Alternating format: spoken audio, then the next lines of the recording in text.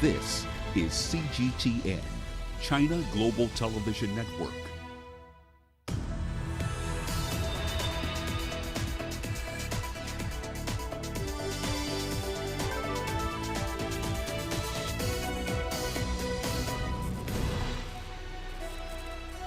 Hello there, welcome to this edition of Global Business Africa. In the course of the hour, we'll run through the business news stories you need to know about from the continent and beyond. But first, a quick run through the market. So the bourses in Nigeria and in Egypt both ended the trading weeks over 1.1% higher.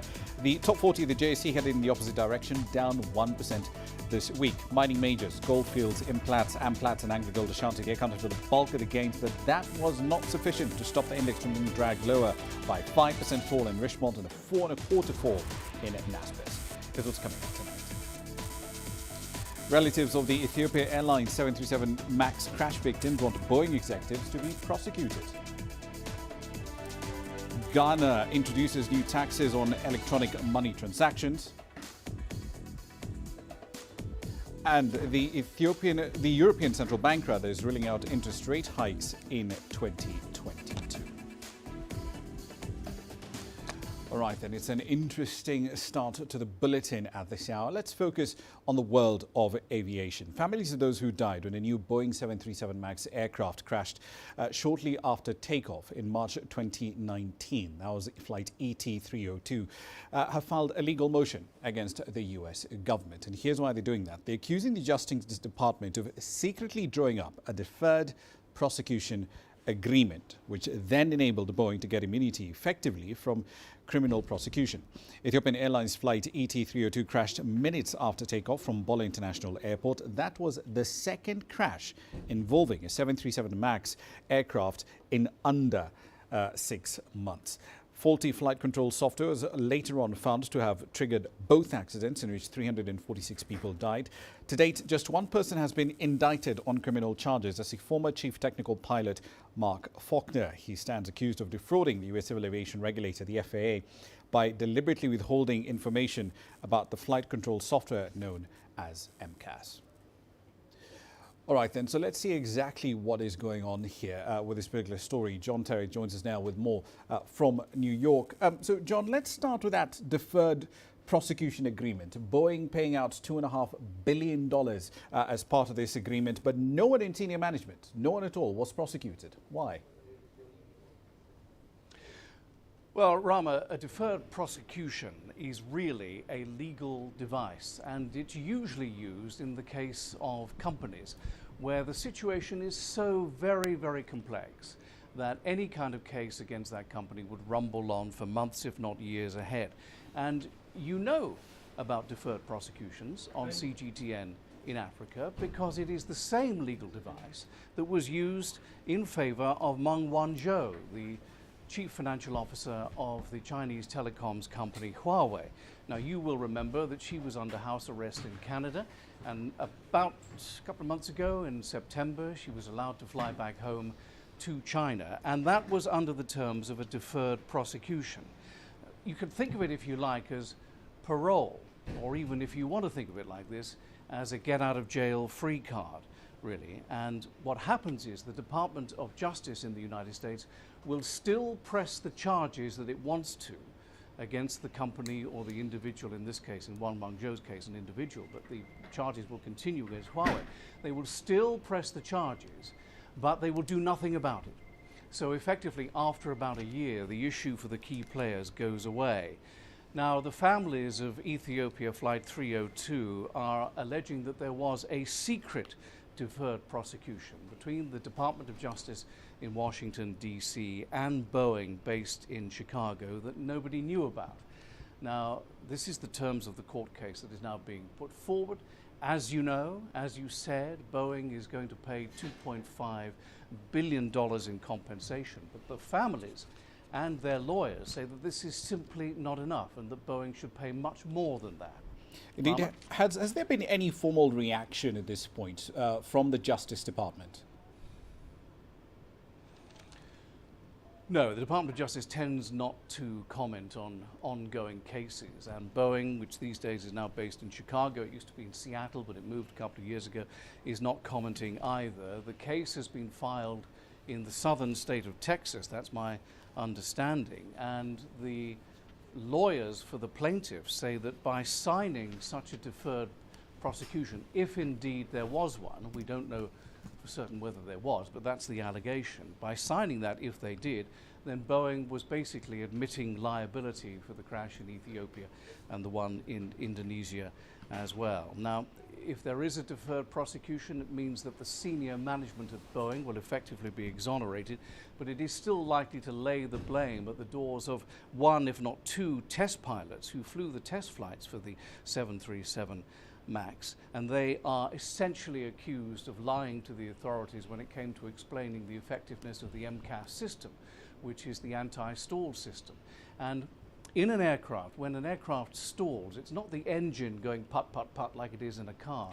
A stall in an aircraft is where the airflow over the wings breaks up and the aircraft goes down. And what happened on both occasions of these flights was that the pilots were in takeoff mode with full throttle, pulling the control column back, but the software, which they did not know about and was not supposed to be on, thought the aircraft was stalling and forced the aircraft nose down, which is what you do in a stall, and the computers were able to overpower the pilots. That's what happened. So the case, I suspect, is going to get underway in the new year and will likely last for many months.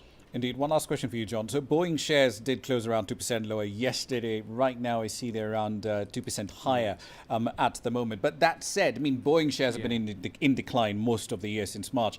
What is the market assessment of this suit with respect to it being a legal risk, a risk to Boeing's bottom line moving forward? Well, I don't think the markets here in New York particularly care about the legal side of things. I think they'll just think that that will get sorted out sooner or later, though it may take a very long time. But you're absolutely right. Boeing was down around 2% yesterday, but that was all part of the Omicron wave fear that is happening here. So the markets were sharply down yesterday. Boeing, when I looked a few moments ago, was indeed up. I think it's important for our viewers to understand what Boeing is. Okay, Boeing is literally not just a plane maker. It is in the forefront of United States space and defense and aerospace policy. Now, there are other companies. Northrop Grumman would be one, Lockheed Martin's another one, Raytheon based in Boston, that's another one. But Airbus is in the forefront. And you saw how the authorities here really defended company in the 14-year battle with its great competitor Airbus in Europe. Now, if you are the CEO of Boeing, you're virtually a cabinet member. Okay, you're not in the United States cabinet, but you almost are. And I wouldn't be at all surprised if the CEO of Boeing is not present on many occasions in the White House. Now, Boeing is also a Dow component. It's weighted like they all are. So when Boeing moves a few percentage points on the Dow, it can often move the index by sort of 30, 40, even 80 points. It's a very important component. But Boeing has many problems. The MAX is just one of them. They've got to get the MAX back in the sky. It's flying again in Europe. It's flying in America. They want it to fly soon in China. China's making moves to try and make that happen. But on top of that, they have issues with their plastic plane, the Dreamliner. There have been cracks in that, and production has been deferred and delivery until the end of next year.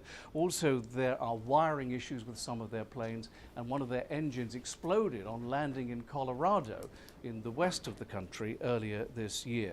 So Boeing has many issues that move its share price on an almost daily basis. I don't think this court case is going to be one of them. I could be wrong. But one thing I can tell you, the authorities here will defend Boeing to the hilt at all costs. Indeed. Let's see how all of this plays out. Boeing up around 1.9%. The Dow Jones Industrial Average is down around 471%. That's 471 points. It's John Terrett there live in New York. Now, let's move on to the business of energy, specifically in Zambia. The country's Energy Regulation Board has raised fuel prices over there. Gasoline and diesel will now cost around 20 and 29% respectively higher per litre. The hike comes after the government scrapped subsidies as part of a wider deal to secure a bailout with the International Monetary Fund. Now, Zambia and the Washington-based lender agreed to a 3-year, $1.4 billion loan program earlier this month. The deal has been several years in the making. It's a vital step forward for the country, which became the first African nation to default since the start of the COVID-19 pandemic some 13 months ago. Africa's second biggest copper producer is struggling to service some $15 billion worth of external debt, and that, of course, does include its arrears. Some good news out of South Africa as well, this time focusing on the utility Eskom. It's reported its first significant half-year profit for the first time since 2017. It's reported nearly $570 million in net earnings for the 6 months ending in September. President Cyril Ramaphosa's government has been trying to restore Eskom to profitability, but also to improve performance and uptime on its vast fleet of ailing coal-fired power stations. With the details, here's CGTN's Angelo Coppola. Jump in profits is good news, and projections for the full year are also upbeat. Effectively, your loss, obviously 15% tariff increase plus that 8% volume growth has come through in the numbers, together with, as I mentioned, Eskom's cost control focus of extracting 20 billion target out of our cost base. Those two factors contribute significantly to the reduction in the loss from your 18.9 billion to your forecasted 9 billion loss. The debt pile has been reduced from 463.7 billion rand to 392.1 billion rand, but there's still the outstanding municipal debt. Now sitting with municipal debt at 42.5 billion, it is unsustainable. Eskom can no longer borrow money at 9.85% interest and then keep on funding defaulting municipalities. We really need a structural solution to this challenge. We are engaged with National Treasury on this, and I'm hopeful that early in the new year we will continue our engagements and be able to find a solution. The utility has made progress in unbundling its corporate structure into 3 units: generation, transmission and distribution. But questions around the debt and regional agreements remain. The most significant portion of the debt would then follow generation, and then the remaining would go to transmission and distribution. So you would expect that the largest portion of that 392 billion rand to go to generation.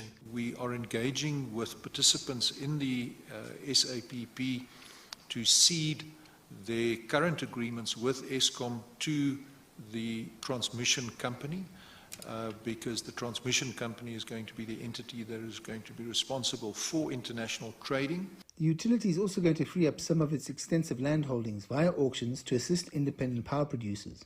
De Ruyter says it's not a large revenue generator. It is more intended to ease the immediate bottleneck that exists in terms of grid capacity to allow new generation plant to be brought into operation at the earliest opportunity.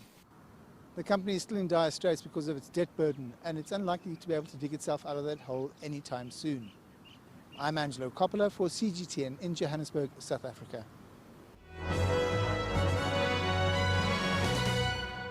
All right, then, let's run in through some company headlines, starting with Google. It's announced its first investment from the Africa Investment Fund. It's directed at a Nigerian and Ugandan road safety venture called Safe Boda. Now, that investment is expected to help this firm drive its future growth. It will allow the firm to offer new payment and financial services solutions for its expanding client base.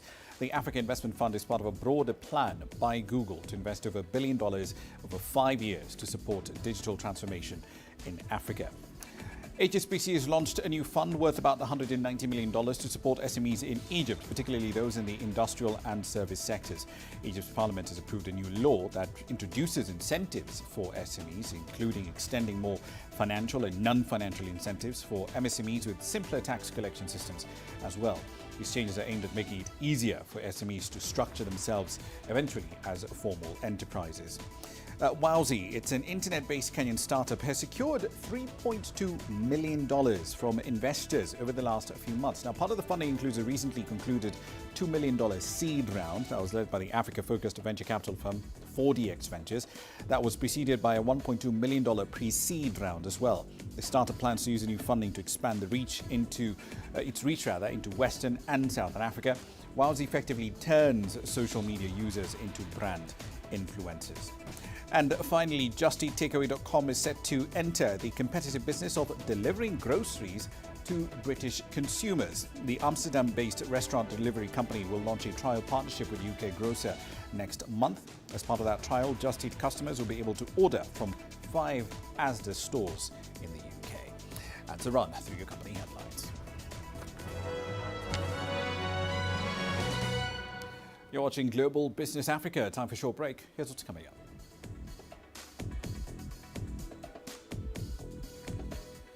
Ghana introduces new taxes on all electronic money payments.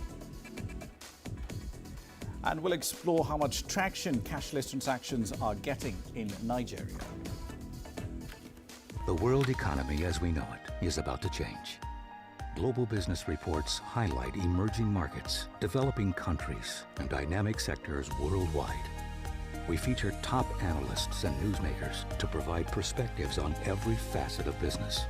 From an on-the-ground perspective, we provide you with balanced and objective assessments. Fast, sharp, and insightful. Global Business, only on CGTN. There's more to this place than just glorious landscapes. There's more to it than just, say, Table Mountain or glorious, endless salt flats. There's more to it than countries that are home to some of the deepest mines in the world. There is so much more to this place, even if it is home to some of the finest diamonds on the planet. It is the sheer diversity of the people who call Southern Africa home and the relentless drive to make it a better place that make it so special. And we know that because this too is home.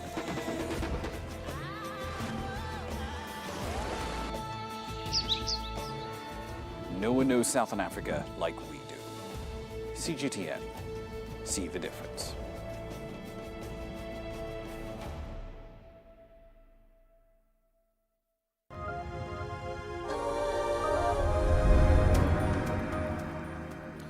Welcome back to the program. Let's head over to West Africa, where Ghana has introduced a 1.75% levy on electronic transactions. Now, it does cover a fairly broad range of those transactions, everything from mobile money payments, bank transfers, merchant payments, and inward remittances. It comes into effect from the 1st of February next year. Here's Redwan Karim with this report from Accra. Salome Ayete has been a mobile money vendor for 11 years. It's her only source of livelihood. She says the government's new tax on mobile money and all electronic transactions could threaten her source of income. It will not help us because people already, they are complaining that if they bring that time, they will not do mobile money again. The business will collapse and it will affect us. The government is introducing a 1.75% tax on mobile money payments and electronic bank transfers called e-levy to shore up revenue generation. Ghana has more than 42 million mobile money accounts, according to the government's data. But like Ayete, many Ghanaians are against it. When you're going to send money to someone, we see the charges to be high already. And we complain, even with the normal one. So them adding more to it, it's going to be complicated. When you collect a tax and you don't make good use of it, I don't see why the tax should be collected. Go to the interland. People are suffering. Ghana's central bank says there are more than 19 million active mobile money accounts driving the digital financial services industry. The government says the e-levy is part of strategies to widen the country's tax net. It believes revenue generated from the levy will enhance financial inclusion and protect the vulnerable. The government says part of the money raised from the e-levy will be used to support entrepreneurship, youth employment, digital and road infrastructure.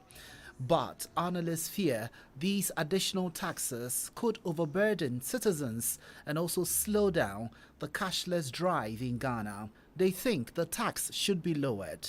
What has happened in other countries is that when these things have happened, you find out that people have gone back to cash, and then government has not been able to raise the revenue, and then jobs have been lost, when even they gone back and reduce it, the uptake has not gone back to what it was before then. We thought that something between 0.25 and 0.5 would have been a good one.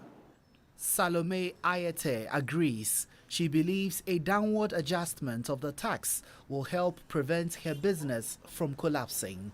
Ridwan Karim Dini Osman, CGTN, Accra, Ghana. Now, next door in Nigeria, digital analysts are urging authorities to strengthen the collaboration with fintech firms if they are to increase the share of cashless transactions in Africa's largest economy. As Tessie McKenna now reports, however, the government has introduced digital payment in the last few months in order to try and deter the use of physical cash. Chukwunonso Nwafo owns a wine shop in Jos, north-central Nigeria. He says he prefers cash transactions as opposed to digital payments while dealing with his customers. It's a personal decision based on the experience I have in the past, where I get fake credit and I get a lot.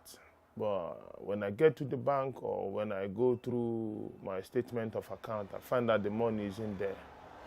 So to be on the safer side, I prefer cash so that I know I have my money intact. Ongoing now, one has to be very careful. Chukwunonso is just one of many other people in Nigeria who still prefer cash transactions in the age of digitization.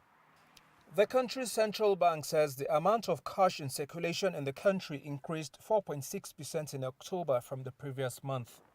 It adds that 36% of the adult population lacks access to banking services.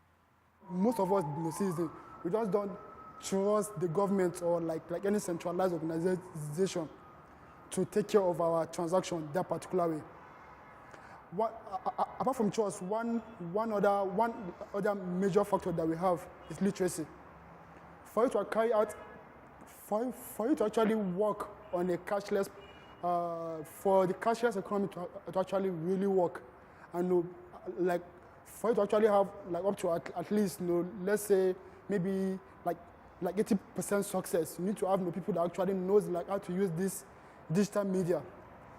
Digital analysts want the government to put in more efforts to boost cashless transactions and digital payments in the country. Government have to work like hand in hand and with all these fintech organizations. They need to collaborate and say, okay, like how can we make this cashless policy better for the masses? And also, they need to learn to work well with the telco provider. The government says it is committed to the push for a cashless economy and growth of digital payments. In October, President Muhammadu Buhari launched eNaira, Nigeria's central bank digital currency, which is expected to expand digital payments and deepen financial inclusion. About 500,000 people as of mid-November had already enrolled on the platform. With such innovations, it is hoped that citizens like Chukwunonso will embrace digital payments over cash transactions, which the government says will help reduce inflation in the country. Tassim Akende, CGTN Jos, Nigeria. All right, then into the business of brands now. The 18th edition of the world's most influential brands list, compiled by the World Brand Lab, was released on the 7th of December in New York. And this year, China surpassed the United Kingdom, and it continues to hold fourth place with 44 of its brands making the final cut. Now, the list has been published every year for the last 18 years. It covers 47 different industries. With its excellent market performance and its strong business growth, Google is still at the top of that list. They pushed Amazon into second place due to its lower than expected results during the pandemic. Microsoft was ranked third. Now, there are a number of Chinese brands on the rise, including the construction machinery manufacturer Suzhou Construction Manufacturing Group, or XCMG as it's more commonly known. That 70-year-old firm exports its construction machinery to over 187 countries and regions around the world. In 2021, we built 21 residence water cellars and 20 water cellars for schools in African countries as part of our social responsibility. We also brought the engineering machinery into some campus so that the children in the schools can gain some knowledge on engineering manufacturing, stimulate their interest in the manufacturing industry. Through our efforts on the building of global brand, Zhu Gong would love to contribute more to our homeland. Back into the continent, authorities in Tunisia and Libya have announced plans to set up a joint investment fund between the two sides. Officials say that the improved political and security situation, especially in Libya, does pave the way for deep economic ties between Tunis and Tripoli. Here's CGTN's Adnan Chouachi with that story. Experts say the Tunisian-Libyan Joint Investment Fund could help provide financial support to new entrepreneurs in industry, service sector, transport, infrastructure, and other sectors. This ambitious project will be an opportunity for economists, industrialists and professionals in the countries to work together on improving the economic situation in Tunisia and Libya. Working together will make us more competitive. Tunisia and Libya also plan to create several free trade areas between the two countries in the border regions of Ras Jdir in the city of Binkardan and Hiba in Tatawin. The Joint Investment Fund will facilitate investments in two countries and encourage investors to make joint projects. Decision makers in Tunisia and Libya seek to remove barriers and create a favorable business environment to boost production, trade, and to create jobs in the border regions. According to the Tunisian-Libyan Joint Business Commission, an improvement has been recorded in terms of trade between the two countries in 2021. Bilateral trade reached $544 million at the end of October 2021, against $492 million during the same period in 2020. More than 500 agreements and contracts were recently signed between Libyan and Tunisian businessmen and companies. Boosting trade and investments in terms of quantity and quality is the objective of all economic operators. Tunisia's trade with Libya in 2010 reached nearly 7% of the total international trade. The number of Tunisian companies established in Libya amounts to 1,000 units. There are more than 150,000 Tunisian employees in the public and private sectors in Libya. Tunisian and Libyan entrepreneurs are calling for the elimination of obstacles affecting trade between the two countries. Libyan investors are keen to develop a long-term strategy that will create new opportunities for Libyan industries. Adnan Chouachi, CGTN, Tunis. We're fast approaching 18:30 GMT. You're watching Global Business Africa. Here's what's coming up next.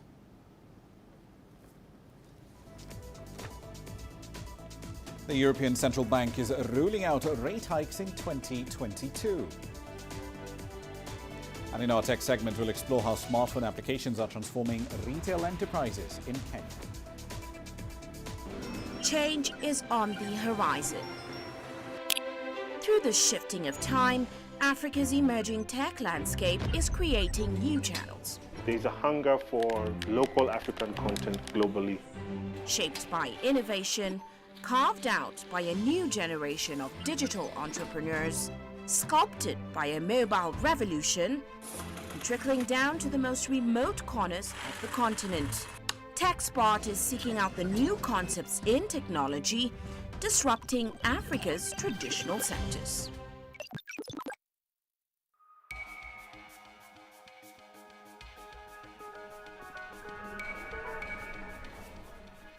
You're watching breaking news on CGTN.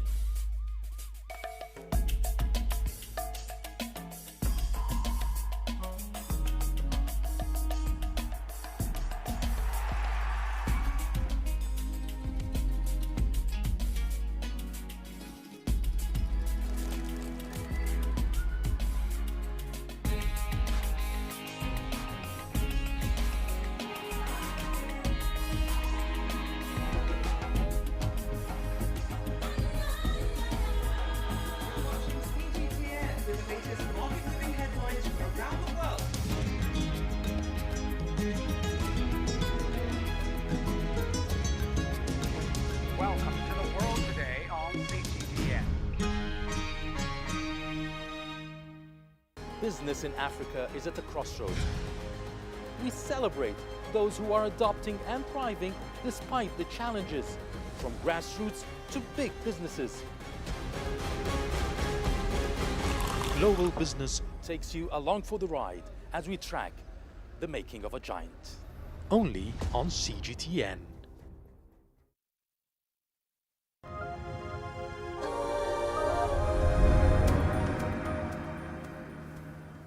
Welcome back to the program. Let's focus on the business of monetary policy. The president of the European Central Bank, Christine Lagarde, says that the bank is very unlikely to raise policy rates in 2022.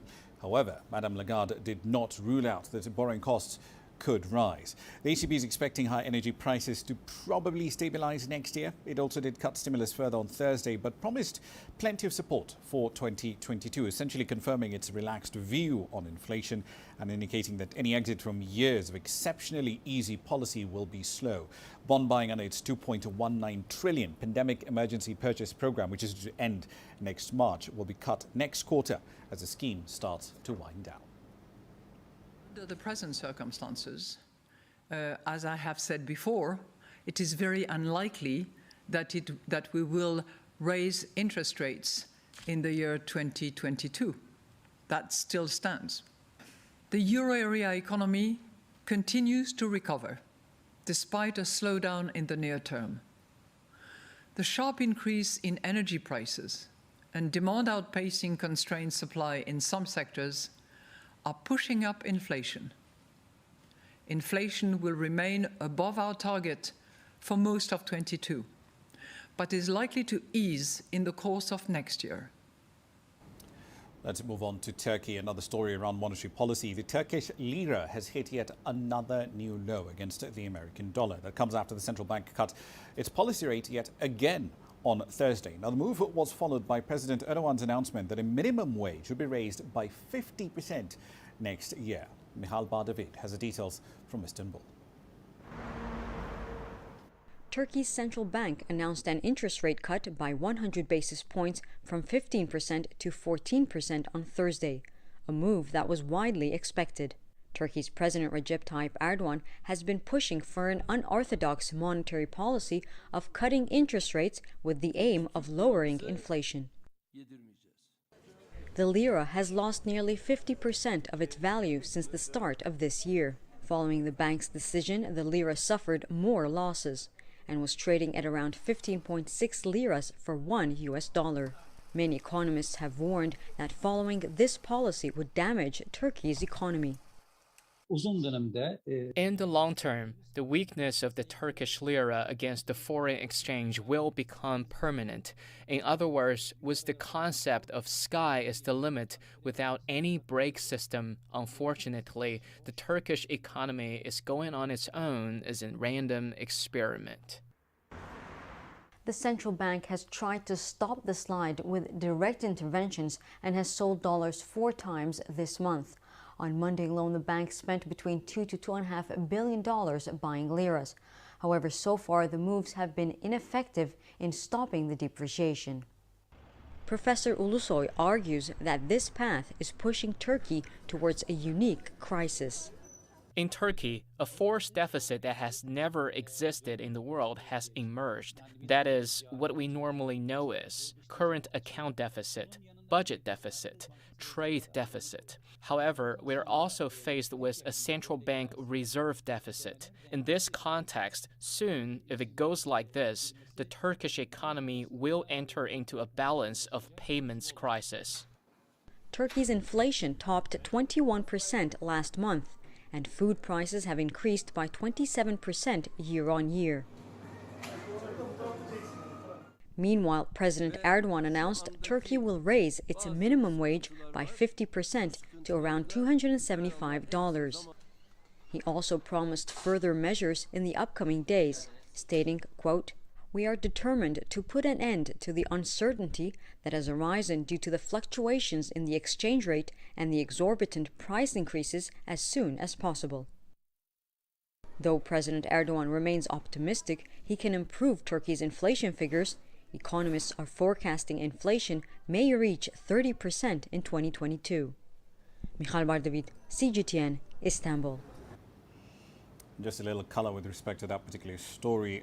The markets over in Turkey did have, essentially fell quite a bit. Circuit breakers are triggered at least twice in today's session. The lira, 1647, down nearly 5% just in today's session alone.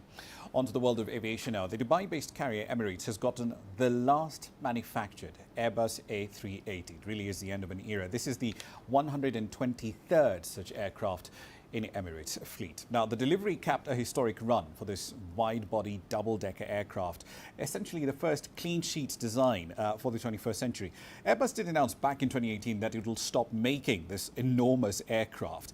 Emirates agreed at the time to get 14 more of these super jumbos from 2019 to 2021, and in addition to that, 70 smaller A330 and A350 jets. Now, while production of this double-decker does come to an end, Airbus will still continue to provide parts and service support for the aircraft. The A380 is the world's largest passenger jet. In standard configuration, it carries around 545 passengers. But if you kit it out as a full economy aircraft, you can carry at least 850 people on that bird. Now, elsewhere, China has condemned the US for violating free trade rules after Washington unveiled new sanctions on Chinese firms and research institutes. The Chinese embassy called the curbs, quote, unwarranted suppression, and said that Beijing would take action to protect the interests of Chinese firms.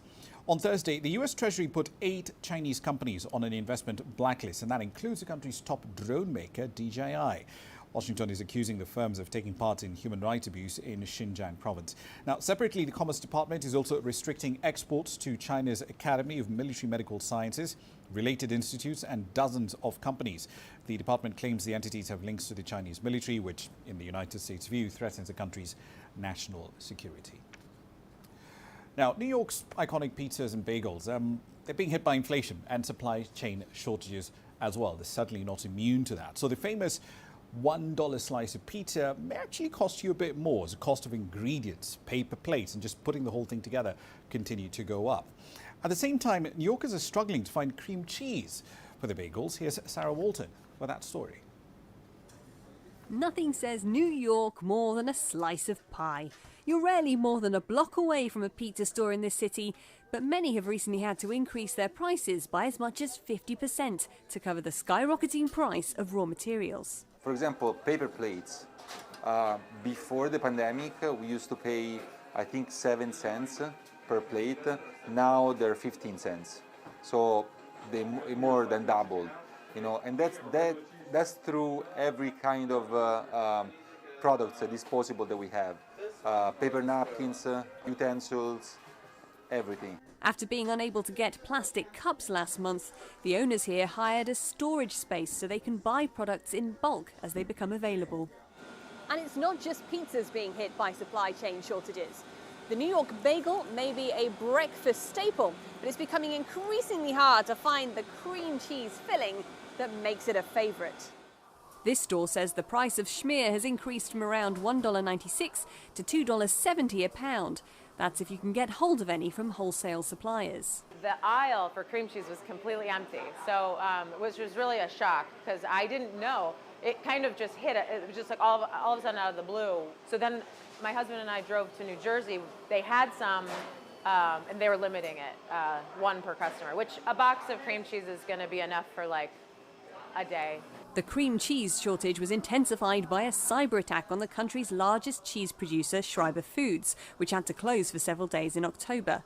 But economists say the real scarcity and price increases are being caused by a labour shortage, which has coincided with increased demand prompted by the lifting of COVID-19 restrictions. As a result of the pandemic, there were shutdowns at factories, there were shutdowns, there were people leaving work and quitting their jobs. So once a product gets produced, firms are having difficulty, manufacturers are having difficulty getting it shipped. They need truck drivers, they need people to load the boxes, people to unload the boxes, they need people to put stuff on the shelves. This is causing multiple hiccups in the supply chain. The bagel store is hoping the current cream cheese shortage will be resolved in a few weeks. But like many of the city's food vendors, they're preparing for shortages of other items that may last even longer. Sarah Walton, CGTN, New York. At 18:40 GMT, let's cross over to my colleague Uche Okoronkwo for this edition of TechSpot. Hi there and welcome to TechSpot, where we sniff out the groundbreaking new concepts in technology disrupting traditional sectors. I'm Uche Okoronkwo, and this week we're eyeballing digital solutions that are reinventing informal retail in Africa.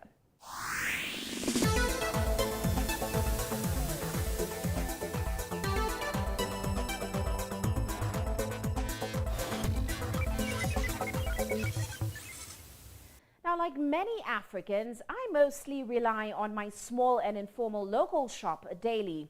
The fact is, on the continent, 80% of household retail is delivered via informal retailers. Despite their importance, these informal shops have remained mostly disconnected, not just from formal supply chains, but also from Africa's digital revolution.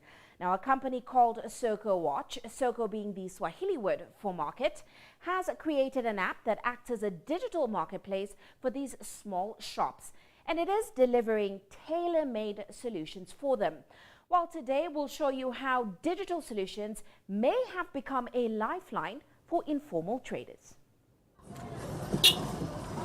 A typical African morning. As we get up and start the day, local kiosks are already up bright and early, stocking their shelves, ready to provide the essentials to the communities that rely on them. But the reality on the back end for the millions of informal economy traders is the daily struggle to overcome demand and supply challenges for fast-moving consumer goods. Before COVID-19, distribution systems for these shops were already virtually non-existent. Most shopkeepers had to close their shops and travel to central markets to buy goods from wholesalers, making them vulnerable to price increases and limiting their access to essential products. And with no real access to financial services, that meant restocking their shelves was costly and time-consuming. For the customer, products are frequently out of stock, and when available, it's often at a higher price. Supply chain disruptions caused by the COVID-19 pandemic have only made it worse. At the height of the pandemic in 2020, a survey by Geneva-based think tank Impact Initiatives found that 53% of Africa's informal retailers reported an increase in the prices of items. 46% saw a decrease in demand for commodities. As a result, 449 said they had to close shop between March and June 2020. A further 330 shut down in August. And 33% said it was due to lack of money to restock, while 20% pointed to the lack of commodities from suppliers. Well, an app called Soko Watch is attempting to deliver a tailor-made digital solution to their doors via a mobile app and a three-wheeled tuk-tuk. At the tap of a button, small shop owners can now source essential goods on their phone and have them delivered to their bustling markets quickly and free of charge. And when cash is low, they can buy goods on credit. Soko Watch currently works with 15,000 of these informal retailers across 4 different countries, Kenya, Tanzania, Rwanda, and Uganda, 9 different cities between them, really focused on these working class, low-income neighborhoods, informal settlements. And within that existing group of 15,000 shops, we estimate that over 1.5 million people depend on those small stores right now to get access to essential goods and services. Here's how the app works.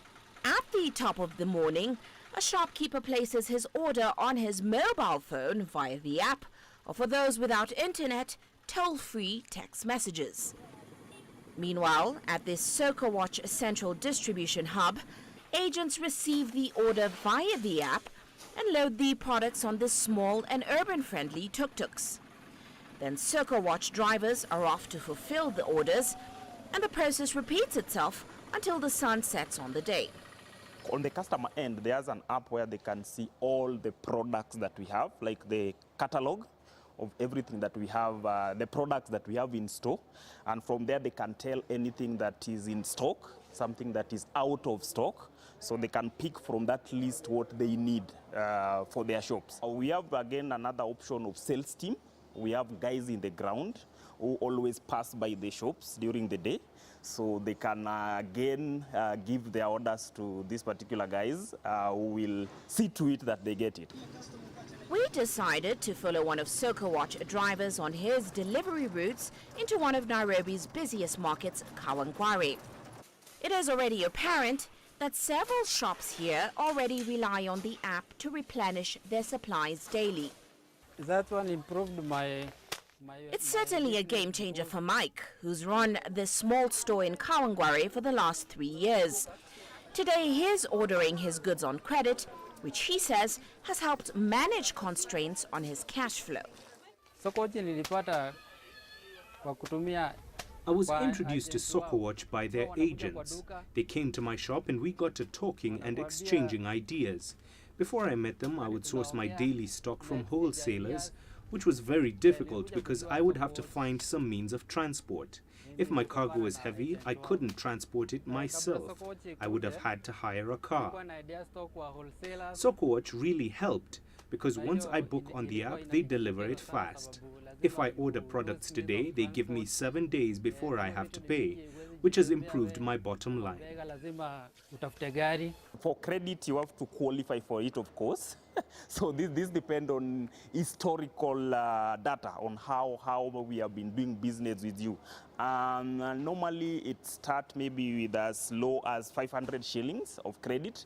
Then this will continue as we do more and as we understand the trend on how such a shop need goods. We continue adding more and more so that they can get more goods on credit.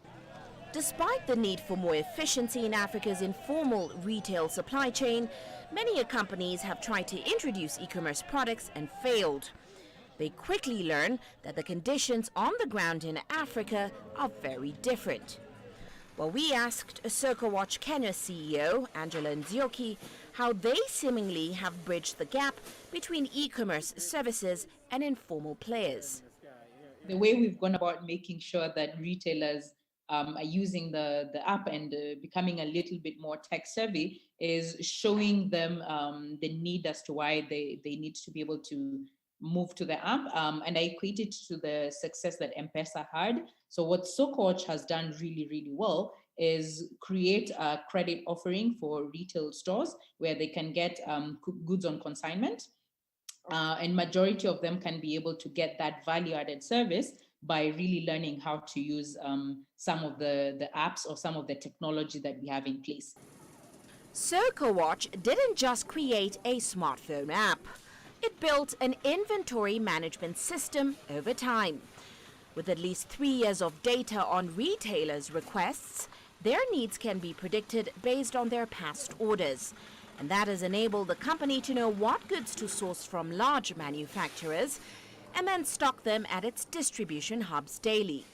Historical transaction data also allows it to structure and integrate credit to its customers better.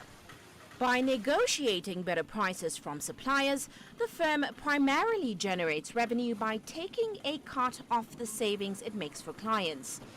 And with its fleet of urban-friendly tuk-tuks and its geo-tagging and mapping system, it is also able to deliver goods more efficiently. Now, SocoWatch is not the only tech company in this space. There are a number of tech entrepreneurs who have caught on to the fact that Africa's informal sector, though chaotic, is a huge untapped resource. In fact, it's actually highly connected with complex supply chains containing markets within markets. Now, the key seems to be using technology to create a bridge between all the players. Did you know a Kenyan-based company called Twiga Foods created a digital platform that is linking farmers and vendors to modern markets in Nairobi city? By buying fresh produce from a network of farmers and delivering it to thousands of informal vendors, it is making the price of produce cheaper and reducing typical post-harvest losses for farmers from 30% to just 4%. Twiga has created a network of 17,000 farmers and 8,000 vendors. Also, Kenyan delivery service Sendi has managed to lower logistics expenses for businesses in Africa by providing a platform for informal motorcycle and car drivers who own their own vehicles to link up with clients who need deliveries. Its app manages payments and creates performance metrics, making it a dependable platform. Its fleet rivals tuk-tuks on reliability, and as a result, it counts FMCGs like Unilever among its clients. There is ample room for more tech firms to take up space within Africa's informal market. But what is becoming clear is that in order to have staying power, data is king. SocoWatch believes that's where its edge lies. It can become a necessary part of the ecosystem. Leveraging its wealth of data, it can now advise manufacturers and producers who previously did not have visibility as to how their products are doing in specific areas, and that's because of broken down distribution networks. It is using the opportunity to better service FMCG manufacturers with consumer insights and at the same time expand its business offerings. Kenya's CEO, Angela, says they are the missing piece. Technically, SoCoach does define itself as a tech and a data company using the data to be able to distribute fast-moving consumer goods to the retail stores. How we went about gathering majority of this data is we did send out food soldiers. We also have our own delivery agents and salespeople that do map out the shops in the communities, or rather in the retail stores that we serve. And then what happens is the stores themselves, either using the SoCoach customer app or our call center or SMS, can be able to place their orders. And over time, we've been able to gather the amount of order history or order data, which has helped us in so many different ways. It's been able to help us improve our credit rating score for some of these retail stores. It's been able to help us better structure our marketing efforts and our product availability efforts to some of the regions that we are working with. And even better yet, it's been able to solve a very big manufacturer problem, which if you look at traditionally how the FMCG space was, manufacturers up the pipe really didn't have availability or visibility of how their products was being distributed into the shops. And this is something that SoCoach has been very instrumental in terms of trying to bridge that gap. Well, Africa's massive informal sector certainly doesn't seem to be going anywhere anytime soon, but it is slowly changing over time.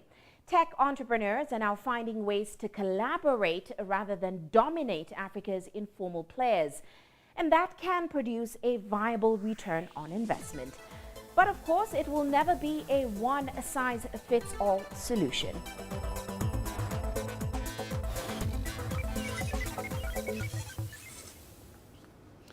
Uche Okoronkwo there with this week's edition of TechSpot. Now let's make a quick run through some commodity prices here for you. So oil futures essentially in the red today. Brent was down around 1.8% at 16.11 GMT. Now if that trend essentially does keep up, Brent futures on course to end the week 1.9%, 2% lower.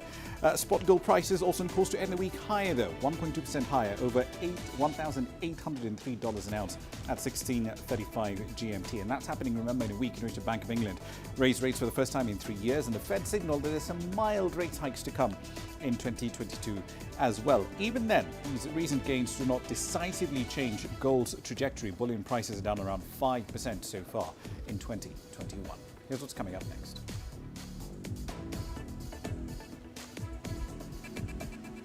We'll take a look at a new app that's been unveiled to protect an endangered ecosystem in South Africa.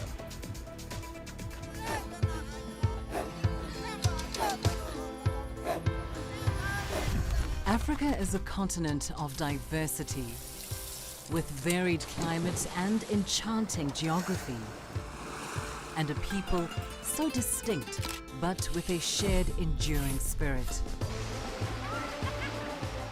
We are at the heart of the continent to bring you the untold stories. Let's have a look. We celebrate Africa as it shapes its own destiny. I've Tunis, Cairo, Juba, Johannesburg, Ethiopia, Tanzania. Africa Live. Find your voice.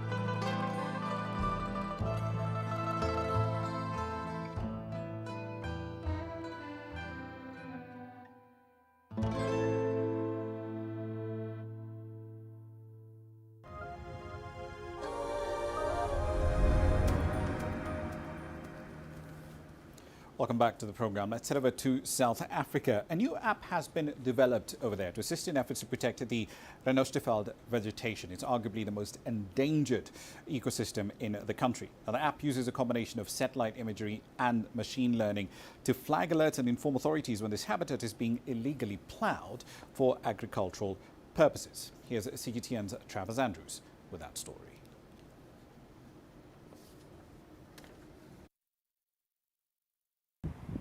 Renosterveld, or Rhinoceros Field as it is known in English, is a natural shrubland in South Africa that is considered highly endangered.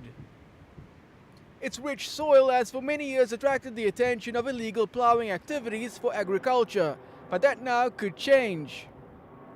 The global Overberg Renosterveld Watch app was developed using satellite imagery and advanced algorithms to give authorities an eye in the sky to keep track on illegal ploughing activities.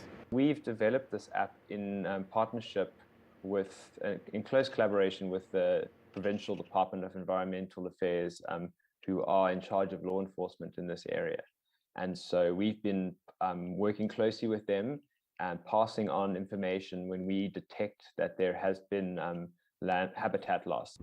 Renosterveld, which was once grazing land for large mammals such as the black rhino, has now turned to wheat and canola fields in the Western Cape.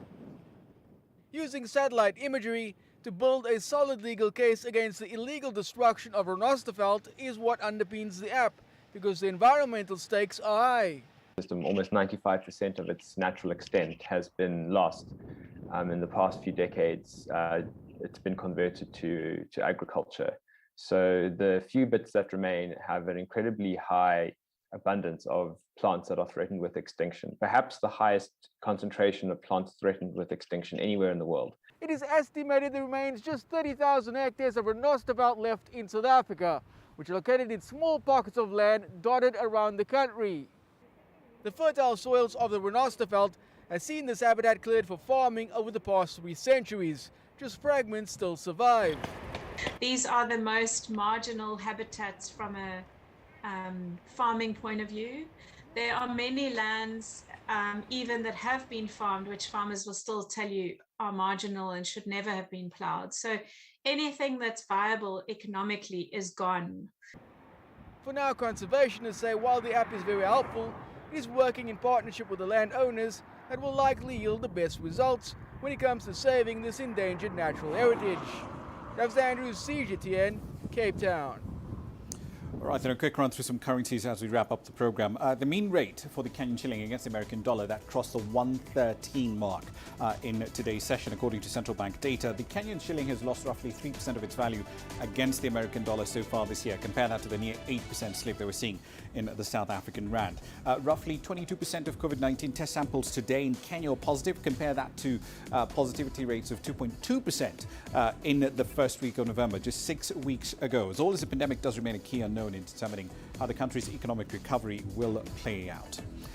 Right then, so in the week that saw the final A380 Airbus delivered, they're not going to be making any more of those birds. That's it for this edition of Global Business Africa. As always, we'd like to hear your thoughts on the content you've seen on the program in the last hour. Many ways to get your thoughts back to us, all of them on your screens right now. I'm Ramah Nyang in the Kenyan capital, Nairobi. Thank you for your company in the last hour. All today's up next from Washington, D.C.